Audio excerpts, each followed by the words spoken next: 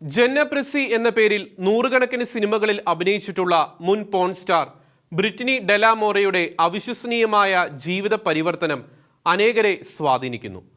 മുഖനോട്ടമില്ലാതെ ഏവരെയും സ്വാഗതം ചെയ്യുന്ന ദൈവസ്നേഹത്താൽ ആകർഷിക്കപ്പെട്ട ബ്രിറ്റനി ഇന്ന് ദൈവത്തിലുള്ള ആനന്ദത്തിൻ്റെയും വിശുദ്ധ ജീവിതത്തിൻ്റെ ശ്രേഷ്ഠതയുടെയും വക്താവായി സുവിശേഷ വേദികളിൽ ശോഭിക്കുകയാണ്.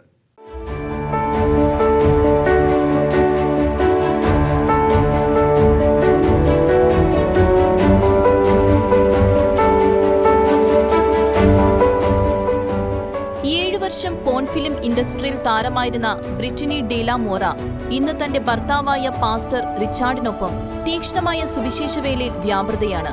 പണവും പ്രശസ്തിയും ആരാധകരും വേണ്ടുവോളം ഉണ്ടായിരുന്ന തന്റെ പ്രതാപത്തിന്റെ നാളുകളിൽ തന്റെ ജീവിതത്തിൽ ഇല്ലാതിരുന്നത് മനസ്സിന്റെ സന്തോഷമായിരുന്നുവെന്ന് ബ്രിറ്റനി പറയുന്നു.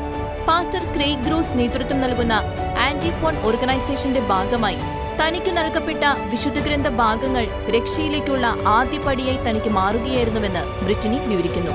തുടർന്ന് ഏവരെയും അതിശയിപ്പിച്ചുകൊണ്ട് പോൺ ഫിലിം രംഗത്തോട് വിട പറഞ്ഞ തന്റെ ഹൃദയത്തിലെ ശൂന്യതകൾ യേശു നിറവുകളാക്കി മാറ്റിയതായി ബ്രിറ്റനി സാക്ഷ്യപ്പെടുത്തുന്നു.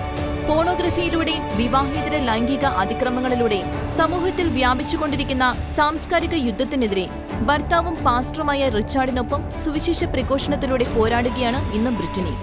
But when we read throughout the New Testament, Jesus even says that it's the sick that need a doctor, right? And when we look at his ministry, oftentimes he's out there spending time with sinners for what purpose? To bring them into his kingdom, to win souls and to make disciples. And that's what Jesus did. ഇന്നിന്റെ പശ്ചാത്തലത്തിൽ വിശുദ്ധി എന്നത് ഏറെ ദുഷ്കരമായിരിക്കുകയാണെന്നും എന്നാൽ അസാധ്യതകളെ സാധ്യമാക്കുന്ന ദൈവത്തെ ആശ്രയിച്ചാൽ ജീവിതം ആനന്ദവും സ്വർഗോന്മുഖവുമാക്കാൻ സാധിക്കുമെന്ന് സ്വന്തം ജീവിത സാക്ഷ്യം മുൻനിർത്തി ബ്രിറ്റനി പറയുന്നു. ജീവിത പ്രതിസന്ധികൾക്കിടയിൽ പോണോഗ്രഫിയിലേക്ക് ആശ്വാസത്തിനായി തിരിയുന്നവരോട് യേശു മാത്രമാണ് ഹൃദയങ്ങളിൽ യഥാർത്ഥ ആശ്വാസവും സന്തോഷവും പകരുന്നത് എന്നാണ് ബ്രിറ്റനിക്ക് പറയാനുള്ളത്. ഇന്റർനാഷണൽ ഡെസ്ക് ഷിക്കന ന്യൂസ്.